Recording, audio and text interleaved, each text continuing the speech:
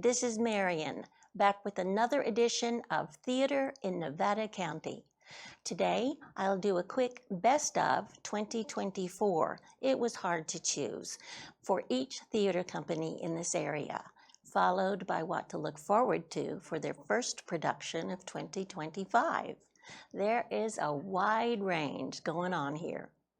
To begin, early last summer, Lyric Rose Theater staged the landmark rock musical Rent, based around a group of dedicated but struggling artists living in New York City, letting us see into their careers, love lives, and the devastating impact of AIDS. The love from this show jumped off the stage. The first 2025 show for Lyric Rose is A Midsummer Night's Dream, to run for only one weekend in March at the Center for the Arts. This production is a collaboration with the Center and the first time local theater has been on their main stage since their renovation. Back to 2024, the new company House of Fates made its debut with Gold Can't Love You Back, a local original musical set in the gold rush and hosted by the Stone House Restaurant. Theater can happen anywhere. In the spring of 2024, CATS, that's Community Asian Theater of the Sierras, presented a moving rendition of Snow Falling on Cedars, revealing both the persistent racial tension after World War II and that justice will prevail. CAT's first show in 2025 is Where the Mountain Meets the Moon, where you will see gratitude, mystical creatures, myth, and puppets. Meanwhile, at Off Broad Street 2024, Dracula, no synopsis needed, saw sold-out performances and multiple extensions. Next for Off Broad Street is Beehive in February, a 60s musical of powerful female voices. Back to last December, Legacy Presents regaled us again with another much-loved Christmas show, It's a Wonderful Life. Presented as a radio show, we got to see backstage, including actors changing characters and live sound effects. Last in our lineup is Sierra Stages. In 2024, they produced an amazing production of Glengarry Glen Ross by the eminent wordsmith David Mamet. This show shook with the cutthroat world of highly competitive, sometimes desperate salesmen. For something completely different, Sierra Stage's first show in 2025 is Sense and Sensibility, opening in March, so get ready to love on some Jane Austen. In addition to their main stage series, Sierra Stages also offers the one-night-only, increasingly popular Theater by the Book. Their first 2025 production is A Doll's House, Part 2, on January 15th. That's next Wednesday. A Doll's House, Part 2, is directed by Laura LeBlue, who is here with us in the studio today to tell us more about Theater by the Book and her next show. Welcome, Laura. Well, thank you. Thank you so much for having me.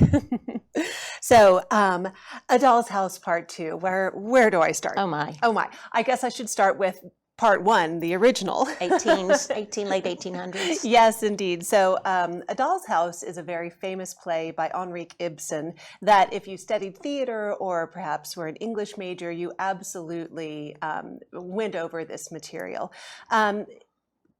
Ibsen is credited with kind of kickstarting the modern theatrical movement with this particular story, which shows the evolution of a woman who goes from being kind of your typical, very gender normative, especially for that time, a housewife, into finding her own voice, realizing she wanted more, and in a very radical, incredibly radical for the time and still somewhat radical today, it ends with her leaving her husband, her home, her children, with a shut, like the shut of a door, and she goes off She goes off into the world. That is the end of the play.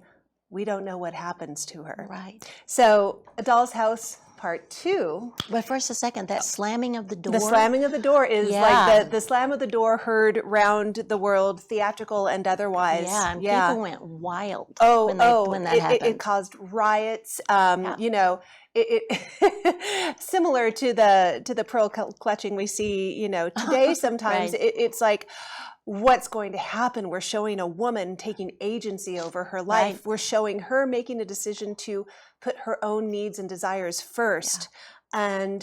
And what, you know, oh my goodness, it's a breakdown of modern society. You know, patriarchy was shaking in its boots, you know, throughout the world when this play debuted.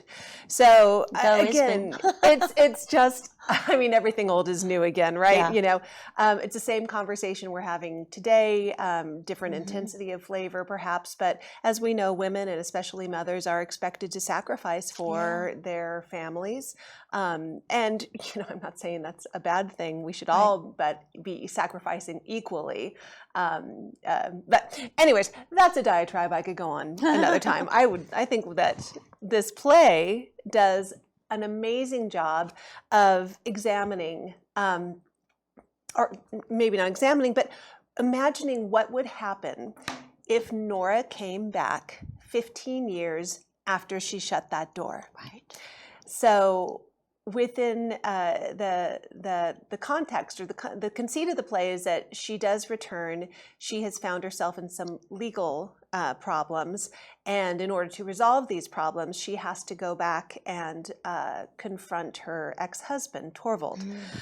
And then it continues on from there. I don't want to give any spoilers. Absolutely not. You know, but the play is amazing because as an audience member, you find yourself aligning with the characters as it goes through, and you find yourself shifting allegiances. So Nora comes in, she tells her story, she lets, you know, we learn where she's been, what she's done, why she's done it. And, you know, frankly, for me, I'm like, yeah, Team Nora, come on, you know, come on, you go, you live your life. She's created a whole new life for herself. But then we have the conversation when Torvald comes in. Yeah. And suddenly you see his side of the story. You see, you know, what was left behind. And you start to think, well, you know, he's got a point. You know, what is going? And it's just this brilliant dissection of the dynamics of divorce and what happens in the wake of this kind of a familial rupture. Right. And it also has a character that's the maid who has been witness to all of this. And then we're also introduced to Emmy, who is Nora's daughter, whom she has never met. Oh my goodness. Oh, so it's just, and I have to say, it's funny. This is not, you know, this is not some like rah, rah, you know, this is not a drudge. This is a crackling, human, emotional story that has beautiful writing, and it also has just so much. It has so much. Humor and lightness to it as well. It's surprising, it's enthralling, and I hope everyone will come and see it. And how long was Nora gone? 15 years. So she was a while. Yeah, That's yeah. been gone a while. Gone a while. Gone for Right. long enough for her 3 children to have basically grown up, and her youngest daughter does not know her at all. Wow. Can I talk about the actors for a moment? Sure. And I'd also like for you to tell us a little bit about the format of Theater by the Book. Wonderful. Okay, great. So first, I just want to. I am so blessed to have the most amazing cast for this reading.